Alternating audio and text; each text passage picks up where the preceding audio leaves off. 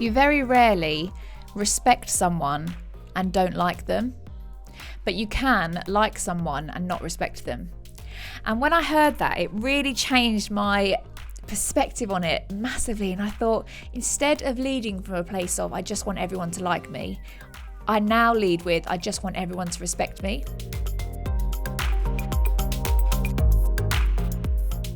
Hey, it's Carly here, and you're listening to the Made for More podcast, and I hope you've had an amazing week. So right now it is Easter Monday as I record this, and I am filled to the brim with chocolate. I can't believe how much chocolate I've eaten. I literally look like I've smuggled a massive Easter egg underneath my dress because I'm huge right now. But it's all good. What else are you going to do on Easter? So I hope you've all had an amazing Easter weekend as well.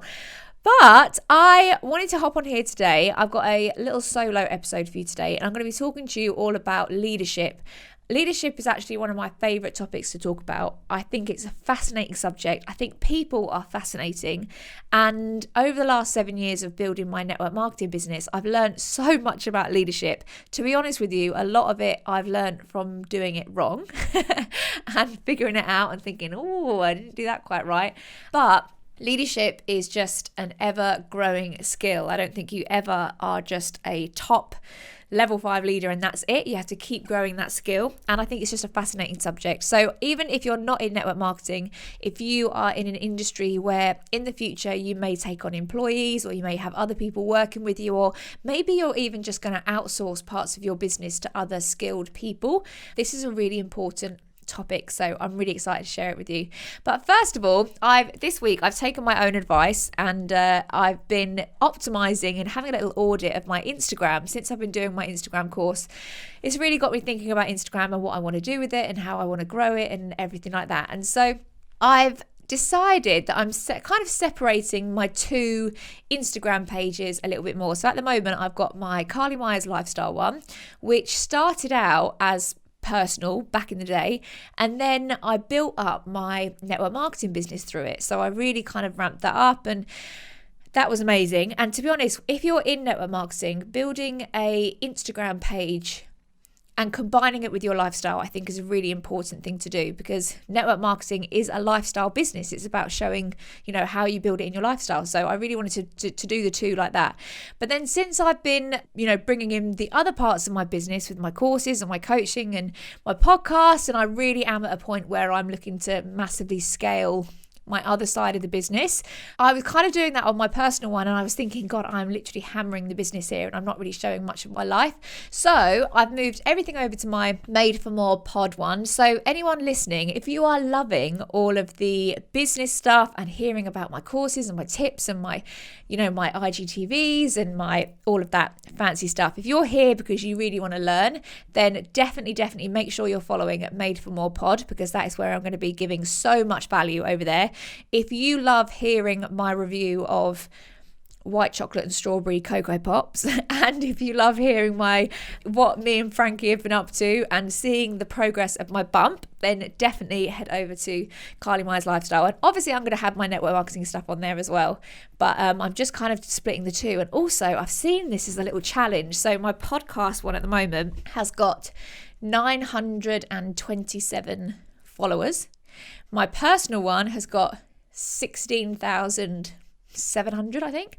And I'm seeing it as a real challenge for myself, because I really want to make sure and show that what I'm teaching in my Instagram course and how I teach people how to, grow their audience and really connect with their audience, that it actually works. And so that's why I've set myself this challenge to really build up and grow my podcast Instagram, literally from the ground up, and really build a huge community on there. So I'm excited for the challenge. So make sure anyway, you head over to Made for More pod, and you can see all the little bits and bobs that I get up to. So let's crack on with the actual value of today.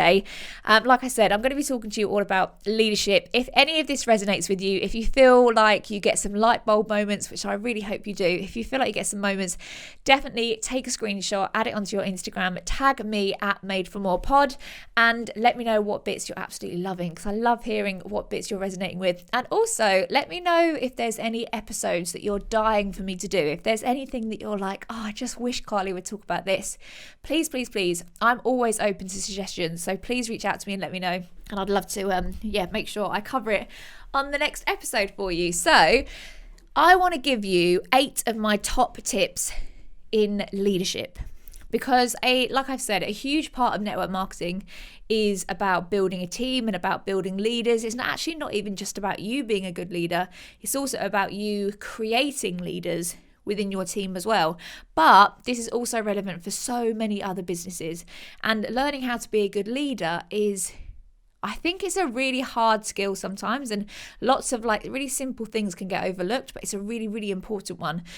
So I'm excited to share my tips with you. So the first one is that a title does not mean you're a leader, and it doesn't mean that people have to respect you. So say, for example, this happens so much normally in jobs. You've probably had this where you've had an absolute job's worth of a boss and they get promoted, or sometimes it may even been that you had a mate at work and then they got promoted, and then sometimes they just literally turned into a bit of a knob, and you're like, oh, what happened to you then? You were all right, but now you're manager or senior something, supervisor, now you just turned into a bit of a job's worth.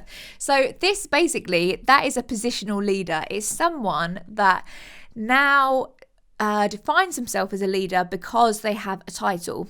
Now, a title really does not mean anything, and it definitely doesn't mean anything in network marketing either. Everyone gets so obsessed with getting the title, but really it's about the person that you become in the process of getting that title, which actually makes you worthy of that title. So, like I said, this is called a positional leader, and you have to earn that position as a leader. You really have to earn the title of being a leader, and you do that through your actions. You do that in the way that you speak. You do that in the way of how you make people feel about themselves. You do that in the way that you motivate and inspire people. And what I find so interesting in network marketing is that no one works for you. So you don't employ anyone. So I have a really big organization now, and no one works for me. No one owes me anything. No one has to show up to the calls, and no one has to show up for their business, and no one has to do the things that they don't want to do in order to grow their business. The only way that I can get them to do anything is by inspiring them and motivating them and being the example. And that's such an interesting dynamic when you're leading a team, to come from a place of watch me and follow me as opposed to do what I say. It's a really interesting dynamic, and it's actually one that I really love, because as a leader, if you always go on the basis that you have to go first and you need to be the example, it always keeps you on track. Because I know that if my team aren't doing anything, 9 times out of 10 it's because I'm not doing it. And if there is a funky vibe in the team, that's because I've probably got a funky vibe. And if they're not doing something, that's because I'm not doing it. So you really have to look at yourself first and think, am I doing this though? Am I going first? Am I being the example? Because your team will only ever do what you do. So that's my first point, is that just because you have a title does not mean that you are a leader. You honestly have to earn that respect, and that comes through, like I said, your actions, the way that you make people feel, and just that they respect you. I remember someone saying once, one of the biggest things that I heard is that people worry that they won't be liked as a leader. And when you're trying to lead your team but also be liked, you tend to make really bad leadership decisions. You tend to actually not do it very well at all, and you're perhaps too soft, or you're not inspiring anyone because you're just trying to let people off the hook. You're like, oh yeah, don't worry about it. It doesn't matter if you didn't do that. And if you're coming from a place of wanting people to like you, that's a really dangerous place to be in. And someone said to me once, you very rarely respect someone and don't like them, but you can like someone and not respect them. And when I heard that, it really changed my perspective on it massively. And I thought, instead of leading from a place of I just want everyone to like me, I now lead with I just want everyone to respect me. And the way that they respect me is by doing what I said I'm going to do, showing up when I said I'm going to show up, always being the hardest working person on my team, always showing that I'm here for them. I'm here. I'm there to be supportive, and it just changed everything for me. Honestly, that really was a real big turning point for me when I decided, you know what, not everyone's going to like me. And honestly, that is it's so true. My goodness, the amount of times that I do something in my team and someone will absolutely love it, and I can just see that someone else does not like it at all. But that's okay. You're never going to get, your whole team is never going to like you. It's impossible. When you get a group of any people together, they're not all going to like you. But as long as they all respect you, that's all you can do. So yeah, that is a really important point. Secondly, is to build a good team, first you have to look at the individuals, which I know probably sounds like completely counterintuitive because you're trying to build a team of people. But what I've learned over the years of coaching and mentoring and everything like that is that everyone is so different, and you cannot use the same leadership style with absolutely everyone.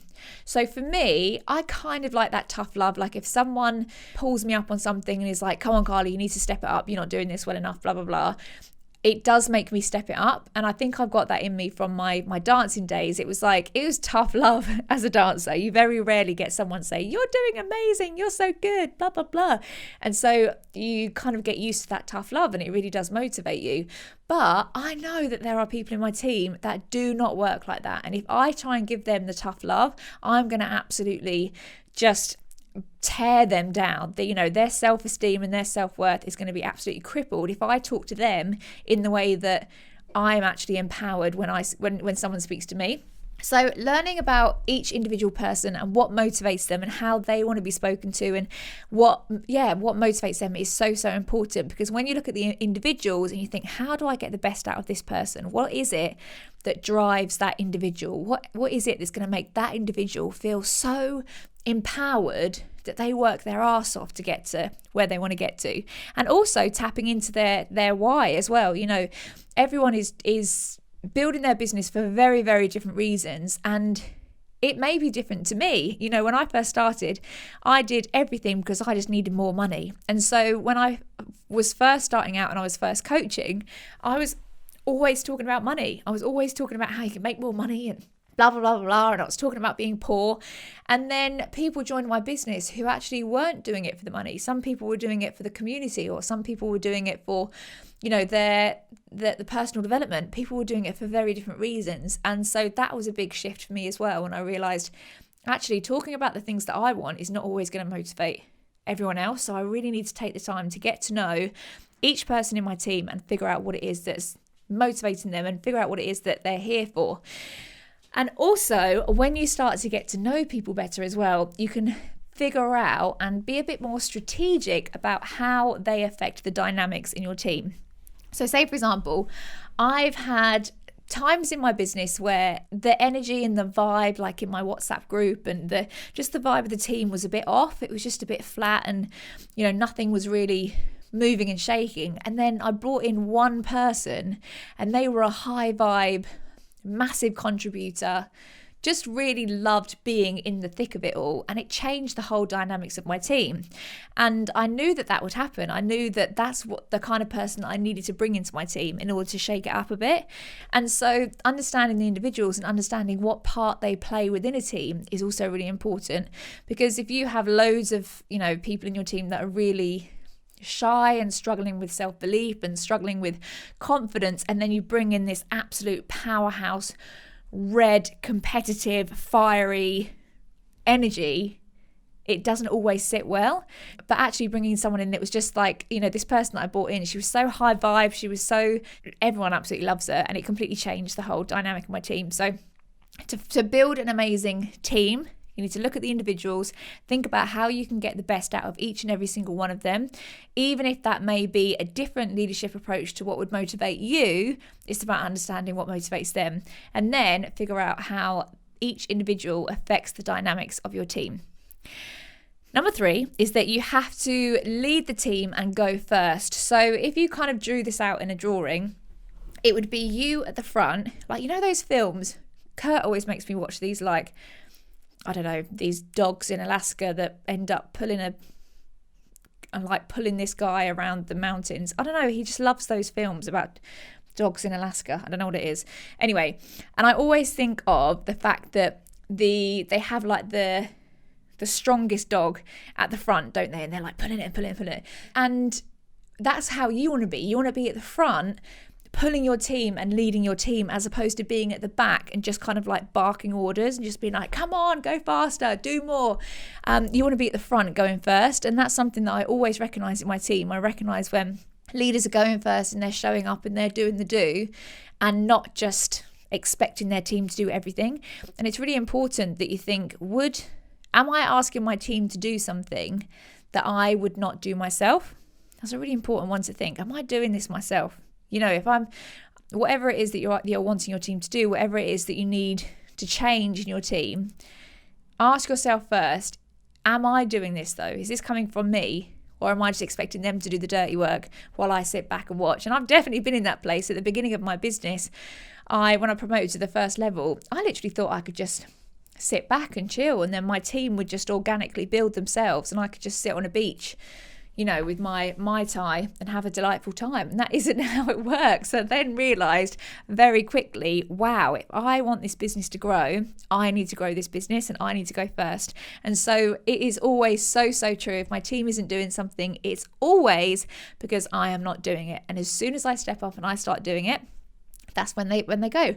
And so this is actually recently I've decided that I'm doing a 90-day accountability challenge. So I started it last week and it's been amazing, and it's so interesting because as soon as I said that I was going to do it, loads of my team were like, yes, I'm doing it as well. I'm doing the 90-day accountability challenge. And it's amazing for us all to do it together.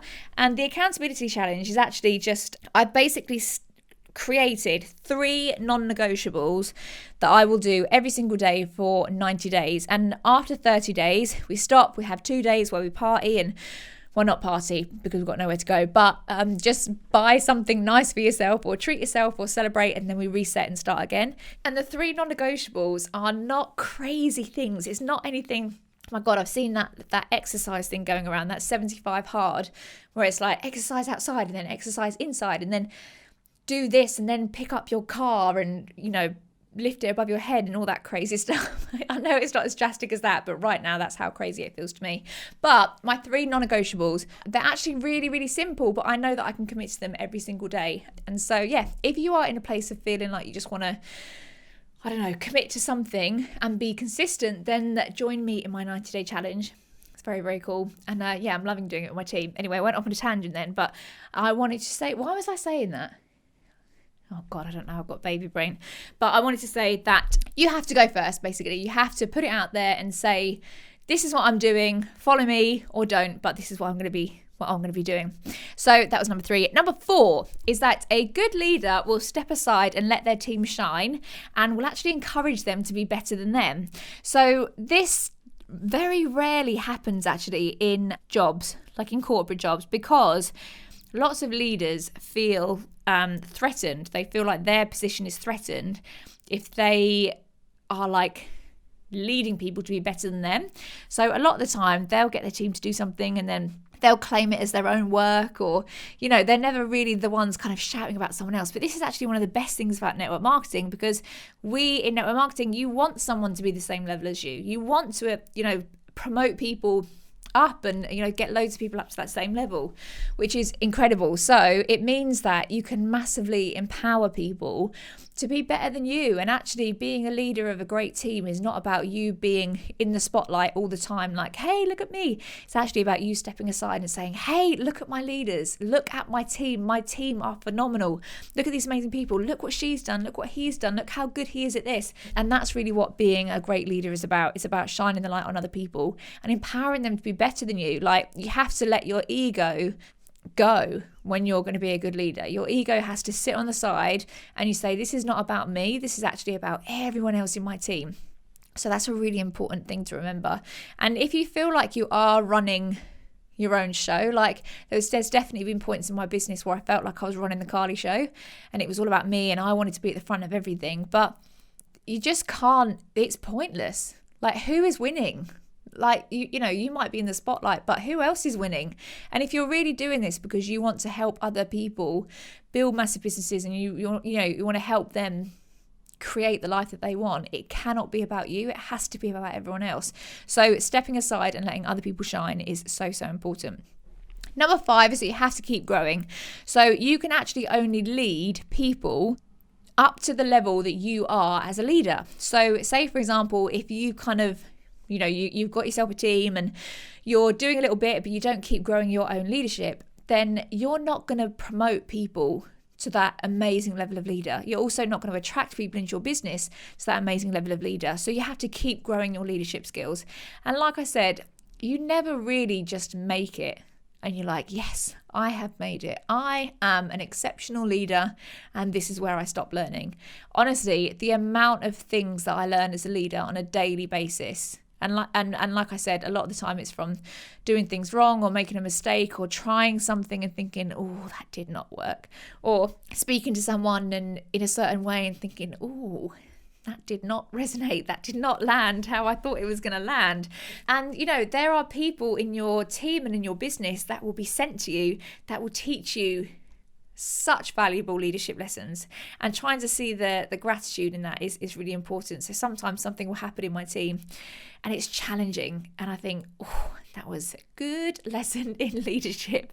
I'm a better leader now because of all those times where I've been like, that hurt or that stung or that was really uncomfortable to go through. I know now that all of those are sent to teach me, and those are, sent to kind of help me become a better leader. So very, very interesting, the leadership journey. But you can only keep becoming a better leader as long as you keep growing. So you have to be so hungry for those lessons and lean into the lessons as well. If there are uncomfortable situations, if there's, the most important thing I think is like, if something's going on in your team, you have to lean in and have the uncomfortable conversations. The ones that you just really don't want to have because they're awkward and you think, oh, it'd be so much easier if I could just not have this conversation. Continuing to grow yourself as a leader is having those conversations, is saying, this needs to be said. I need to figure out how to do it right for the integrity of my team and for the integrity of myself. I need to have this conversation. And that's what grows you. You have to lean into those moments that are really, really uncomfortable, but they're so important. Number 6 is that you set the tone of your team as a leader. So the most important thing to remember for this is to always keep your private stuff out. Whatever you've got going on in your private life, if there's drama going on, if you're going through tough times, if you are, whatever it is, you cannot bring that into your team, because your team, the tone of your team is completely defined by your tone. So if you are high drama, your team is going to be high drama. If you are a complete emotional roller coaster, one day you're up, one day you're down, your team is going to be the exact same. And you cannot afford to have a team that is volatile like that. The ups and the downs, and every day there's a drama and someone's in a strop and someone's in a low and someone's on a high. And honestly, as a leader, what you want to do is you want to create that kind of serenity. You want to create that calm. And your team needs to know as well that you are that calming influence, that regardless of what goes on, like in the past year, we've had some major challenges. Like every other industry, we've had major challenges. And I would hope that my team would always know that whatever happens, they can come to me and they're going to feel calmer about whatever situation is going on, because I want to instill that calming influence and just let everyone know that it's all going to be okay. Everything's going to be fine. Regardless of what it is, we will always find a way through it and we're going to be fine. And so being a leader is about creating that calm, steady influence where they know that there's that stability and there's not always the kind of up and down craziness. But yeah, definitely leave your personal life out of it. There is no place for that in your leadership. Obviously, you want to let people in and let people get to know you, but you just don't need to air your dirty laundry with the team. No good comes from that. Number 7 is that you allow them to make mistakes and learn. So don't micromanage people. There's been so many times in my business where I've seen someone doing something in a way and I think, oh, I wouldn't do it like that. Or I really want to jump in and I really just want to tell them what to do. And actually being a leader, a really good leader, is about just letting them get there on their own, letting them make their own mistakes. Of course you guide them. And if someone is really going off track, you can always try and guide them back. But ultimately you have to, in order for someone else to feel empowered as a leader, they need to understand that they understand their team and they get their team. And the only way to do that is by allowing them to do things in their own way, do things that feel right for them. And if it goes wrong, they learn from it, but then they keep growing in their own confidence. They think, okay, cool, I know what I'm doing now. And one thing that I think is so, so important as a leader and coaching and stuff like that is to just ask questions and help your team get where they need to get to by asking the questions. A lot of the time, you know the answer. You know exactly what it is that they need to do. And you just want to tell them everything. You just want to say, you need to do this and you need to do this. And it can come across quite like micromanagey. But the most important thing to do is to just ask questions and let them get there on their own. Because in order to create those leaders, you need to have people that feel empowered, that they know the answer themselves. And so, yeah, asking really good questions is what being a good leader is all about, not about actually telling them the answer and telling them what to do. Because, I mean, most people know exactly what they need to do anyway. They just don't realise that they do. And once you ask them the question and they have the answer, they're like, oh, okay, I know what I'm doing. This is good. So, yeah, that's a really important lesson. And then lastly, recognition is key. People need to feel valued and appreciated. How many times in your job have you worked your ass off, literally been slaving away, and no one sees? I used to see this all the time in dancing. You'd be on stage and you'd be like dancing through an injury, like you've torn the ligaments in your foot or half your toes hanging off or whatever, your hamstrings literally split in half. And you carry on dancing, you're doing the show and you're like da da da da da and giving it all face. But then when you come off stage, no one is there to say, oh my God, well done for doing that. That's amazing. Thank you so much. You literally just carry on with your show and no one really cared. And that happens all the time in so many other industries. But feeling valued and feeling appreciated is so, so important. And this is what I've noticed massively in network marketing and what I do. You know, we shout about everyone's recognition all the time and we always celebrate each other, and I just don't think it happens enough in lots of other industries. And I think it's so, so important. And I know that when my team are feeling valued and appreciated and recognized, that's always when it brings the best out in them. So that is such a key thing. So if you feel like, also as well, it's a really good focus for you. So instead of focusing on, oh, what is my team not doing, shifting that focus and thinking, what is my team doing though? What can I celebrate? What can I recognize today? What can I, call out and shout out for? It's just a completely different focus. And when you're focusing on what people are doing and having gratitude for that, that's when more of that manifests. When you're focusing on what your team aren't doing, then that's obviously going to manifest as well. So definitely recognition is huge. It feels amazing. And on the flip side of that, if you are being recognized, make sure you take that, because this was something that I learned as well. When I give a compliment or when I really want to tell someone how amazing I think they are or how good they're doing, I really want them to hear that and I want them to receive it and I want them to say, thank you so much, that really means a lot, or, really take that. It's really uncomfortable actually when you give a compliment to someone or praise and they say, oh, no, are you joking? Oh my God, no, it's awful, blah, blah, blah. And they throw it back. And it's kind of like you giving a gift to someone and them giving that gift back and saying, no, thanks, I don't want it. So it's really important for you to, recognize people, because it feels amazing to be able to recognize people and really praise people. It brings me so much joy to do that. But on the flip side of that, if you are the one that's being praised and recognized, make sure that you receive it and make sure you hear it, because whoever is giving that recognition really wants you to hear that and they really want you to know it. So I hope you found these tips helpful. If you're not in network marketing and you're literally just a solo team of one, some of that you might be thinking, oh, it doesn't resonate at the moment, but it will do one day. And just apply those same rules. You can apply those same rules to parenting. Honestly, I apply so much of what I've learned as a leader to being a mum to Frankie.